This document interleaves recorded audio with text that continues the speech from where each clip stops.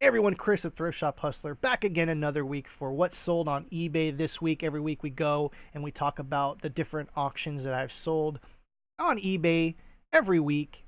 I take some of the auctions and we kind of talk about the different things about them, how much I paid for them, what the general mindset I had when purchasing these items, and sometimes you'll get a little bit of knowledge about the in-depth items because I think the great thing about these what's sold on eBay videos that I do and other people do is you learn about something that you might not even know about, like niches that you haven't thought of or things that you haven't seen. So that's great. Once again, I'm Chris, the Thrift Shop Hustler. Thanks for being here. Click the like button anytime during this video if you found something, a little bit of tidbits or knowledge that you didn't know before. Also, click the notification bell to get notifications and subscribe to the channel. If you're new to the channel, I do these videos every week and have other great videos like Know Your Stuff where we dive into different products. But anyways, let's get back to this video. First up, we have this Ren and Stimpy Jimmy the Idiot Funko soda pop figure topper thing. We've talked about this before lots of times in the past. I paid $1 for these each. There was a box of them. Found these at a thrift shop. They were having some kind of weird like animation sale, so they had a lot of this stuff put in the back. This is a 90s NOS, new old stock. And this soda pop figure is actually a really popular figure. I was the only one selling them on eBay once I started listing these back because these are from the 90s. They don't have them anymore. And there was 4 other designs, but this has been the design that's sold crazy. I've sold these anywhere between $15 to $24.99. I took a best offer for this one. I think it was like 15 something. But anyways, I just want to show you guys. Go with gut. I went on gut with this one. I remember the cartoon style of these things, and I remember that it was Ren and Stimpy, the artist who did Ren and Stimpy and stuff like that from Nickelodeon. But definitely go on gut when it comes to these things. I've been doing this for a long time where something like this, especially for $1, you could just go on gut. If you have a gut feeling, it's cheap enough. You know, I've told you guys before in the past, you know, I've bought like, 50 eyeliner things for $1 and those don't sell. So it's going to be hit and miss. Buy what you can afford to lose. Like I said, there was a box of 30 something of these different ones. It was worth the $30. Definitely. I sold these instantly the first day I listed them. The other ones have been selling slowly. Seashells by the seashore. Anyways, guys, definitely look out for Ren and Stimpy stuff. Next up, we have this Beach Tech DXA4 microphone connectors, 3-pin cable. Definitely look out for audio equipment, different things that you can look up. This actually had I've sold these before and I know what they were. This one didn't have the Beach Tech label on it, but I knew what it was because I sold it before. But also look for the labels. These things you can find all day long at garage sales and estate sales. Estate sales, these things are usually pretty expensive. Like if they had this marked for 15 or 10, I don't know if I'd buy it, but for a couple bucks, I would definitely buy these. These are hard to test too if you don't have the equipment. So I have all this kind of equipment to test. So definitely that's another thing too. If you're not able to test this stuff, just make sure, just put that somewhere in your condition description or your item description for sure that it's untested, stuff like that. And just make sure you watermark it in some way that someone's not going to send you a broken one, because they do that. There's a lot of scams on eBay where people will buy working electronics, swap out things, and then return it to you. There's ways to watermark it. And what I mean by that, and someone might be scratching their head right now, and I apologize for that. Watermarking is an invisible marking that you know that it's yours. So if you do an invisible marking, and it could be anything, I won't really go into that in depth, but sometimes I'll put like little Sharpie dots on specific parts of something or something like that. And I'll take a photo of it so that if I ever get a return and I show, and make sure the photos are on eBay and your little Sharpie dots or however you do it. There's a lot of ways to do it. And maybe I'll do a video on that one day where only you know that it's yours, because people will swap out. A lot of people will use, what do you call it? I guess certain electronics have barcodes and unique identifiers for that reason. And but also if you have something that doesn't have a unique barcode to it, to definitely watermark it. I even will do that with like really expensive video games or something like that, because you never know. People like to swap out things all the time, and I'm totally going off on a rant. Anyways, a family member donated this to me. They just didn't want it. There's a bunch of audio video equipment. I was like, oh, okay, cool, thank you. This was something that was out of there, and definitely, I highly suggest taking good photos of electronics. I guess I should have wrapped up the other wire there, but definitely presentation on these things is everything. If you can spend the extra couple minutes to clean the wires, I take like I have boxes of baby wipes, and I'll just kind of like run the wire through the baby wipe to get it to clean it up. These are easy to clean. Always clean up your cords. Put a little bit of a I forget what they're called, the little twist ties on them. I also have I forget what they're called. They're the other little straps, zip ties. I have a ton of different size zip ties I use for this kind of stuff. Presentation is everything. Next up, we have this Funko Dorbs. I don't normally do online arbitrage, or actually I should say retail arbitrage. And I happened to be in a Hot Topic one day and saw this Chase figure on the shelf. And there's actually 4 of them on the shelf. And I've never seen a Chase figure in a Hot Topic before, so I grabbed them all. And what I'm saying is a Chase figure is like a limited edition figure that's really hard to find. So if anyone's out there at Target or anything, and you see the little sticker there on the side that says Chase, they're not all that colorful and bright, let me tell you. But if you ever see a Funko item that says Chase on it, it's pretty much a 99% bolo. Definitely pick it up. There was something that just came out at Target, some kind of like video game pop they were going for like $500 or $600, something ridiculous. But anyways, definitely look out for that. I'm going to tell you right now, it's very hard to find Chase figures at Target and Toys R Us and things like that, because a lot of the employees will hide these or put them away for a friend.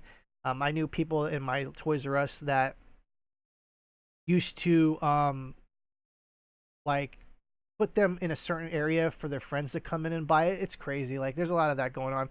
I mean, I don't blame certain people, because if you're making like, $7 an hour, $8 an hour, you want to try some way to like supplement your income. And it's kind of bad. I feel bad for the collectors that, are really genuinely looking for limited editions that aren't going to flip them, and not being able to find anything at local Toys R Us or Target or Walmart or whatever, because employees are selling them out the back door per se. Anyways, going off a little bit of a rant on there. Definitely look out for Funko Chase figures. They're out there. Next up is a lot of horror DVDs. Not that other one. The horror as in monsters and goblins and zombies and stuff like that. This was a miss, a failure. And I wanted to show you guys some of my failures, because I believe that a lot of the YouTubers that I watch, they do the whole sunshine rainbow thing 24/7, and it's not reality. The reality is you're going to make mistakes, and true wisdom, not knowledge, true wisdom is learning through failure. And I want to show you guys some of my failures. This was an auction that ended at $99 or $9.99, one bid. I should have probably did a buy it now, $24.99. But anyways, I just want to show you guys, this was a great deal for the person that bought it. They were actually really stoked and messaged me about this DVD lot. And so I just want to show you guys, everything's not going to be, peaches and cream and rainbows and sunshine or whatever they say these days. But this came from the 1200 DVD collection. I'm finally starting to get to the ones that are below $10 and trying to figure out how to sell those. But I thought I'd lot this together. Some of these are actually pretty rare titles, and I probably should have even maybe just sold these individually. But anyways, it's going to a good home. You live and learn. I want to show you guys that everything's not all going to be home runs on here. So definitely, don't get down on yourself if you're failing at this. I've been doing this for almost 30 years, or 30 years or plus, actually. And you're going to have failures every once in a while. Next up, we have this Jack Nicklaus men's glove. I actually had 2 of these. This was the second one sold. I want to say the first one sold for like $17 or $16 or something like that. Paid $1 for this at the thrift shop. It's an NOS. It's like kind of some weird like glove from the 80s or the 90s. Brand new. It's not used. This is more like a collector's item. I tried to look for comps on these when I first saw them. Didn't find anything, so I knew it was either going to be total junk or awesome. There's been times where I found things that were sealed that I paid, low price for, and that they ended up being like hundreds of dollars of of product or something like that. And like I said, failure. There's been plenty of times where I've bought something and it's totally been worthless. So there's that. But anyways, I went on gut with this one. Jack Nicklaus is definitely a super popular golfer. These looked old. No, they didn't even have barcodes on them. They're that old. So took a best offer for $14. Next up, we have this Beauty and the Beast book. And the reason I want to show this is, $12.99 free shipping, whoop-de-doo for you. I think I paid like a quarter for this. It didn't have its slip cover, unfortunately, and it had a little bit of staining on it. But it was in mint condition. And now you might say, what Beauty and the Beast is this? Some of you might not know, a lot of the Disney movies are actually based off of novels, and Disney isn't the one that originally created, these kind of things like Pinocchio. I think Alice in Wonderland's another great example of something that's been Disney-fied, and everyone, when you think of Pinocchio, or you think of Beauty and the Beast, or you think of Alice in Wonderland, you automatically think of Disney, because they're so good at that you pretty much think like they're the only ones that have done it. Anyways, this was an older novel from 1978, way before the movie. So, $12.99, paid like a quarter for this. I shipped it medium mail. I definitely highly suggest any book you sell it medium mail, especially if it's over a pound. This one was like a pound and an ounce, so definitely do that. And you're not supposed to send magazines or anything with advertising through medium mail, so definitely watch out for that. But books are okay. I definitely suggest selling any kind of book with medium mail because you save a lot of money. Especially, I've had like 3 or 4 pound art books that would have cost like $20 to ship priority, but medium mail brought it down to like $4 or $3 something. So definitely look into that. Do your research on medium mail. You cannot send certain things on there. Next up, we have this True Dungeon Gen Con coin, and actually I think I'm gonna do a know your stuff on this because I can guarantee. I can pretty much guarantee 99.99% of you have never heard of True Dungeon. It's like a role-playing game that's real life. When you go to these conventions, they build these like elaborate like rooms, and you go in and use these tokens to like, get extra armor or extra hit points. It's crazy. Look it up. You guys want to flip your lid? Look up True Dungeon and sort by highest price. You'll be like, whoa, this is a crazy niche. It is, and these things are out there. I know how to find them. This is one of my, I don't want to say one of my hidden niches, but this is something that, I've been doing this for 30 years. This is one of the things that I look out for because some of these go for thousands. Anyways, what was I saying? I bought these like online somewhere. There was like a bag of them, and there was like maybe like 100 of these things or something ridiculous for like $5. And I knew about True Dungeon, and I think like for the most part, the collectors haven't gone back to buy these older promos. And this was like right around when the game first came out. I think it came out in like 2008 or 2009, something like that. But anyways, I'm ranting. Definitely look out for True Dungeon stuff, and I definitely do your homework. Go and look at you'll trip. You'll trip. Next up, we have this another failure. I want to show you guys. I bought this for like, I don't want to say like, I paid like $4 or $5 for this at the time. I thought comps on other mitts were going for like $25, $30. I thought I got something nice. I've been sitting on this for like a year and a half. I ended up selling it on sale. It was like $6.99. I had this on Poshmark and Etsy and like all kinds of places. Didn't sell for like a year and a half. Finally, I had it on sale. It was like 30% off. I even like what's crazy about but what's crazy about eBay is the last couple months have been so slow. Even when I have 30% off sales, and I do that every once in a while, I'm not selling anything. I think it has to do with the weird algorithm because I started charging shipping like, I don't want to say like 3 or 4 months ago.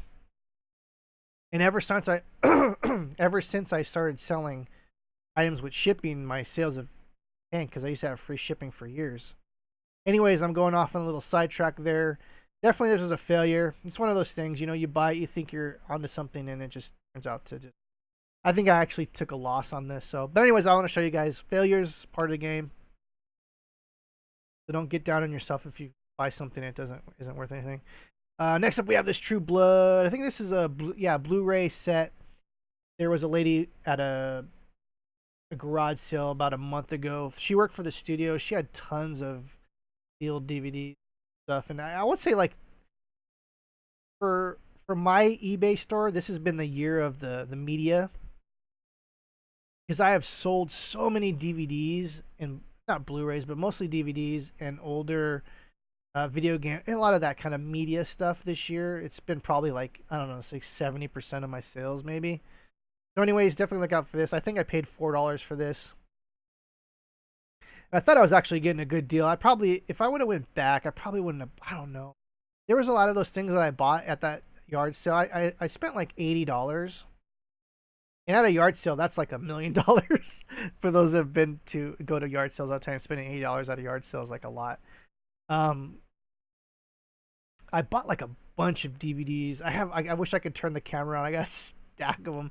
They're all listed. I've been selling barely few of them out of there. And I got a good deal out of them and everything. Don't get me wrong. And eventually they'll sell because they're DVDs, stuff like that. And eventually they'll sell. But, you know, I probably would have negotiated the prices a little better. A little better. That doesn't even make sense. Anyways, look out for this kind of stuff. I didn't have time to scan this, and I wish I would have. And another thing that, since we're wishing, I wish I was able to sell DVDs on Amazon. Then I would kill it. I have thousands of DVDs waiting to be sold. Next up, we have this Bitcoin lapel pin. And I want to show you this. This is like a little bit of my private label I do. I don't really talk about the private label stuff too much, but I've talked about this before. Every time Bitcoin goes crazy in price, I've been in Bitcoin since 2012. Every time Bitcoin goes crazy in price, people buy up my pins like crazy. And I sell them like all the time for $10 with free shipping. And of course, like, you know, for the whole year, they're just sitting. And then all of a sudden, they just sell out instantly. And I found a couple of them. And I was like, you know, let me try to put them at $29.99 and just see what happens. Sure enough, you know, some guy bought 2 of them, the last 2 for $20.99.